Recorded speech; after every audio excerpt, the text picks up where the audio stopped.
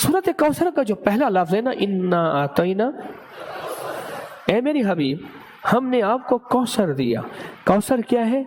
कौसर वो कायनात का खजाना, वो कायनात का नूर, वो कायनात का पानी, वो कायनात का मशरूब है जिसके पीने के बाद कभी प्यास नहीं लगेगी, कभी किसी ज़रूरतमंद, कभी मोहताज नहीं होगा, कभी मंगता नहीं होगा। प्यास से मुराद मोहताज नहीं होगा।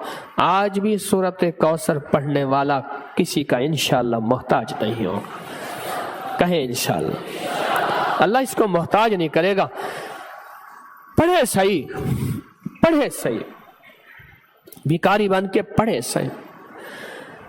ये बताएं मुझे, सूरत कौसर पढ़ने में कितना वक्त लगता है? 121 बार, 16 मिनट। एक आवाज आई है 20 मिनट, 15 मिनट, 8 मिनट। हमारे यहाँ एक हाफिज होता था, हाफिज इंजन। चलो इंजन भी सही, मैं 20 मिनट कहता हूं। 20 मिनट 24 घंटों में कितने मिनट हैं? 1 घंटा 60 मिनट का, 60 को 24 से ज़रब दो, बोले 1440 मिनट। कितने? अपने और अपनी नस्लों के लिए 20 मिनट भी नहीं है। अपनी नस्लों की तवंगरी बरकत, कर्जे उतारने, रिज़्क़ की वुसअत, कायनात के राज पाने, जादू जिन्नात असरात बंदिशें और लुटने और छीनने के लिए क्या आपके पास, क्या कहा मैंने, 20 मिनट भी नहीं है? आज के बाद फैसला करें, इंशाअल्लाह 20 मिनट मेरी जरूरत, मेरी मजबूरी है। कहें इंशाअल्लाह। 20 मिनट मेरी मजबूरी है, मेरी ज़रूरत है। और सिर्फ ये याद रखिएगा, 20 मिनट में ये नहीं है कि सिर्फ थैली भरेगी।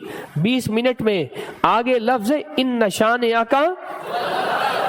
अल्लाह कहता है इधर आ, तुझे एक बात समझाऊं, मैं तेरे दुश्मन को तेरी आंखों के सामने अबतर कर दूंगा।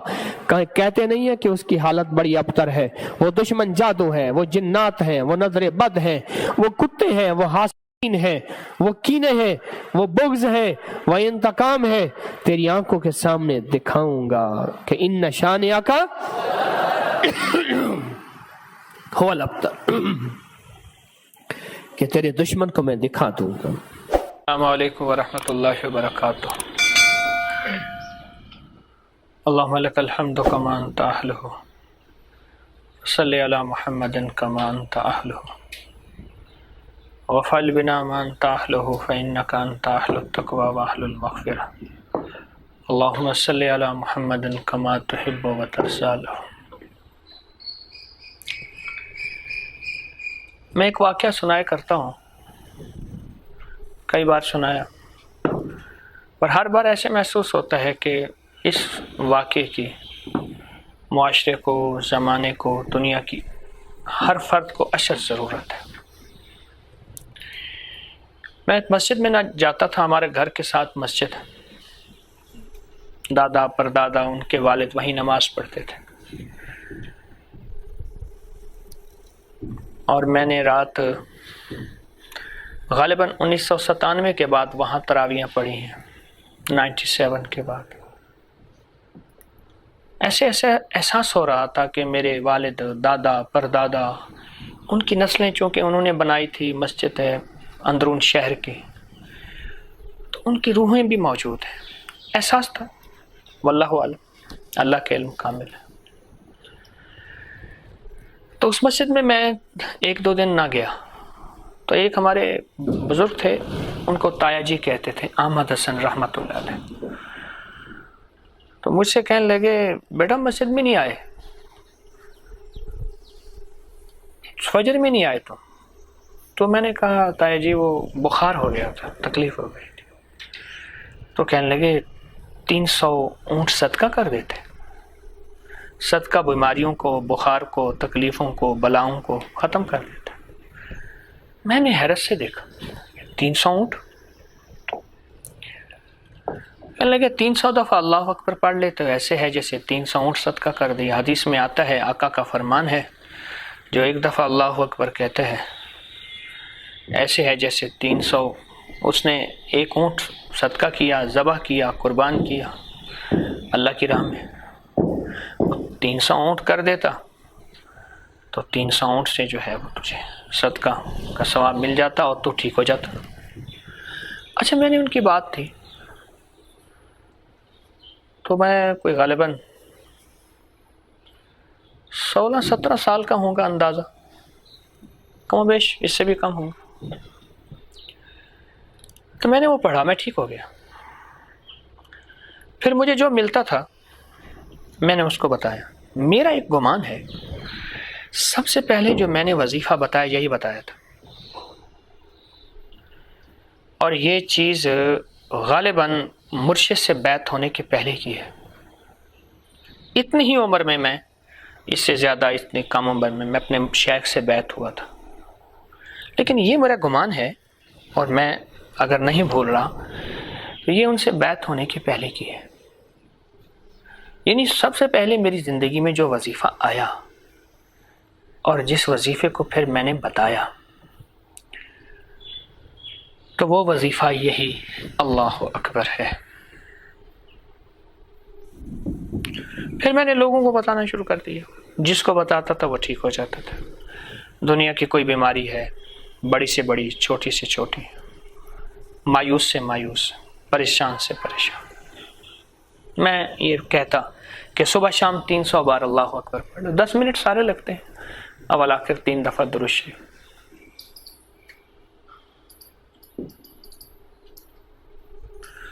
اور اگر بیماری زیادہ ہے، تکلیف زیادہ ہے اور آپ کے پاس کچھ فرصت بھی ہے تو ہر نماز کے بعد 3 تسبیح پڑھ لیں، سارا گھر بھی پڑھ سکتا ہے، ایک مریض کا تصور کر کے یا اپنی بیماری کا تصور کر کے۔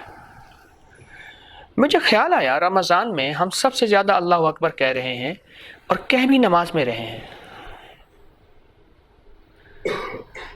فجر سے لے کر اگر کوئی بندہ تہجد پڑھتا ہے، پھر سنتیں پڑھتا ہے فجر کی، پھر فرض پڑھتا ہے، پھر اشراق پڑھتا ہے، پھر چاشت پڑھتا ہے، پھر ظہر کی سنتیں فرض، سنتیں نفل، پھر عصر کی سنتیں فرض، پھر مغرب کی فرض اور سنتیں، پھر عشاء کی سنتیں فرض، پھر 20 تراویح، بہت زیادہ اللہ اکبر بن جاتا ہے۔ اگر کوئی گنے تو سینکڑوں بن جائے گا۔ ایک ہے عمل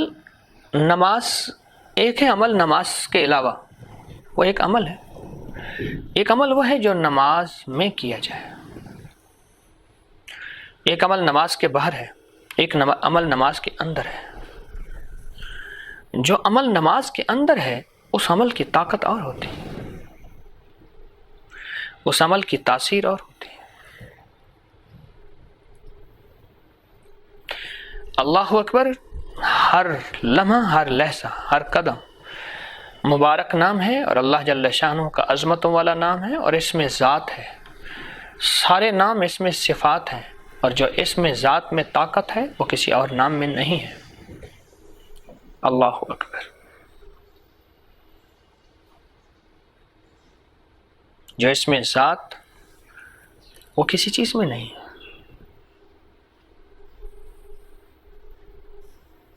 یہ اللہ اکبر اللہ کا اس میں ذات ہے، اور پھر یہ نماز میں پڑھا جاتا ہے، ہر رکوع میں، ہر سجدے میں، ہر قیام میں۔ نماز کی ابتدا اللہ اکبر سے شروع ہوتی ہے۔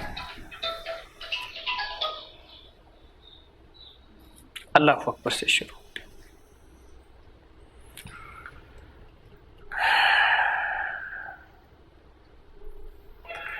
تو میں سوچتا رہا کہ رمضان میں اس کو ہم کتنا زیادہ پڑھتے ہیں، اور پھر اس کی کتنی بن مانگے، بن چاہے، بغیر نیت کیے اس کی تاثیر مل رہی ہے۔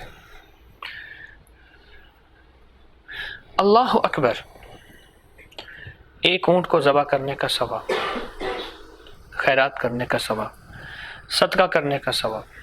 ایک اور روایت سنیں، اللہ اکبر پڑھنے سے زمین سے لے کر آسمان تک جتنا بھی یہ خلا ہے، خالی جگہ ہے، ساری نیکیوں سے بھر جاتی ہے۔ اگلا ثواب ہے یہ خالی نیکیوں سے بھر جاتی ہے.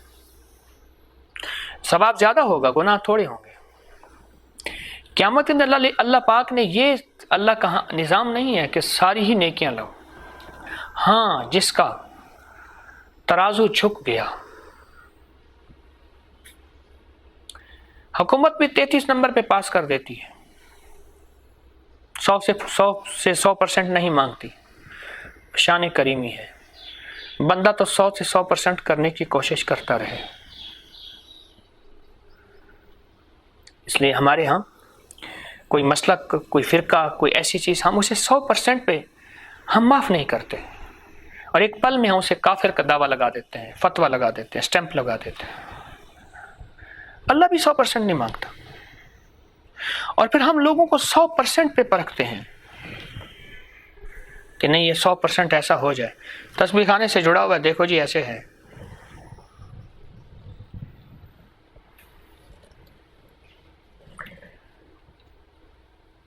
اللہ اکبر کی طاقت اور تاثیر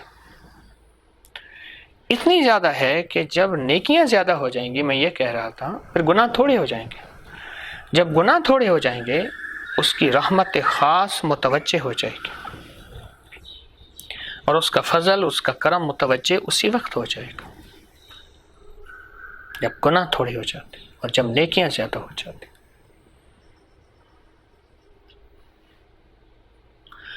یہ اللہ اکبر نیکیوں کو زیادہ کرتا ہے. اور نیکیاں کیا ہیں؟ نور ہیں. قبر میں نماز اس حالت میں نہیں آئے گی، روزہ اس حالت میں نہیں آئے گا، تسبیح، دیانتداری، ایمانداری اس حالت میں نہیں آئے گی. وہ ایک نور بن کے آئے گا. اس لیے ہمارے اسلاف، ہمارے اکابر بعض عمر کے ایک حصے میں بڑی تسبیح اٹھانے سے منع کرتے ہیں، چھوٹی تسبیحیں اٹھواتے ہیں. میں خود چھوٹی تسبیحوں سے بڑی تسبیح پہ آیا ہوں. اٹھاتے نہیں، منع کرتے ہیں کہ تسبیح پھری پر دل نہ پھریا، کی لینا تسبیح ہاتھ پھڑ کے ہو، چلے کتے پر رب نہ ملیا، اور کی لینا چلیاں چ وڑ کے ہو، بلیا جاگ بنا دودھ نہیں جمدا، پمیں لال ہوئے کڑ کڑ کے ہو. کسی مرشد کامل کے بغیر. اس لیے ہمارے اسلاف، بڑے بزرگ بڑی تسبیح ایک پل میں اٹھانے سے منع کرتے ہیں. بڑی حکمتیں باریکی ہیں روح کی دنیا میں، سائنس کی دنیا میں بڑی باریکی ہیں. یہ تار پازیٹیو ہے، یہ تار نیگیٹو ہے، یہ بجلی کی یہ ٹھنڈی تار ہے، یہ گرم تار ہے، یہ یوں ہے یوں. بھائی تاریں تو ہیں، انہوں نے کہا پھر ملا کے دکھا. اب دونوں کو ملایا اور دھماکہ ہوا. چھوٹی چھوٹی باریکیوں کو تم کہتے ہیں ہاں بالکل ٹھیک ہے. ان دو دعاؤں کو نہ ملانا، کیوں جی؟ دھماکہ ہو جائے گا. یہ دو دعائیں آپس میں مل گئیں تو سائنس کے فارمولے تو کہتے ہیں، بڑی ریسرچ ہے، اور کسی فقیر کی روحانی دنیا کے چھوٹے چھوٹے راز کہتے ہیں. کیسے ہوگا یہ؟ کس طرح ہوگا؟ پھر اپنے ذہن سے اس کو تولتے ہیں، پر یہیں سے بدگمانی اور شک میں مبتلا ہو کے گر جاتے ہیں، کوئی پیچھے چلے جاتے ہیں. جب نیکیاں زیادہ ہوتی ہیں اس وقت گناہ تھوڑے ہو جاتے ہیں. جب گناہ تھوڑے ہوتے ہیں اللہ نیک کی طرف اپنی خاص نظر فرماتے ہیں، اور اس کی خاص نظر میں سارے کام ہو جاتے ہیں. ایک قطرہ جو بخشے مینوں کم بن جاندہ ہی میرا. ایک قطرہ مولا مجھے بخش دے، اپنی رحمت کا، اپنی عطا کا، اپنی بخشش کا، اپنے فضل کا، اپنے کرم کا، میرے کام بن جائیں گے. مجھے سہل ہو گئی منزلیں کہ خزاں کے رخ بھی بدل گئے. تیرا ہاتھ میں آ گیا تو چراغ راہ کے بھی چل گئے. اللہ اکبر. جہاں اور نیکیاں جہاں اور اعمال نیکیاں بڑھانے والے ہیں، وہاں اللہ اکبر نیکیوں کو بہت زیادہ بڑھانے والی ایک نعمت ہے، اور ایک بہت بڑا صدقہ ہے، اور ایک بہت بڑا اجر ہے. پھر بات وہی ہے، ایک وہ ہے جو نماز سے پہلے، ایک وہ ہے جو نماز کے بعد. جو نماز کے اندر عمل ہے اس کی طاقت اور ہے. کیوں؟ نماز کی مثال ایسے ہے، اللہ اور بندے کے درمیان آپس میں باتیں ہو رہی ہیں، باتیں ہوتے ہوتے تھوڑی سی بات بھی اگر کوئی بندہ منہ میں کہہ دے تو کیا کہا؟ اس نے نہیں کہنا بولو، جب میں کہہ رہا ہوں بولو تیری ہر خواہش پوری ہو جائے گی، اس نے ڈرتے ڈرتے کہا، اس نے کہا جی یہ بات ہے، تو کون سا مسئلہ ہے، پوری کر دو۔ جب بندہ نماز میں ہوتا ہے تو بندے اور اللہ کے درمیان کی یہ کیفیت ہوتی ہے، یہ کیفیت ہوتی ہے۔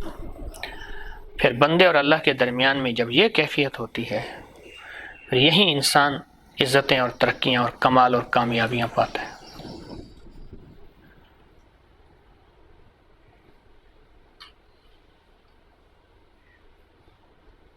اس ویڈیو کو لائک کریں، سبسکرائب کریں اور زیادہ سے زیادہ لوگوں کو سبسکرائب بھی کروائیں۔ آپ لوگوں کے لیے صدقہ جاریہ بنے۔ اللہ آپ کی تمام مشکلات کو ختم کرے۔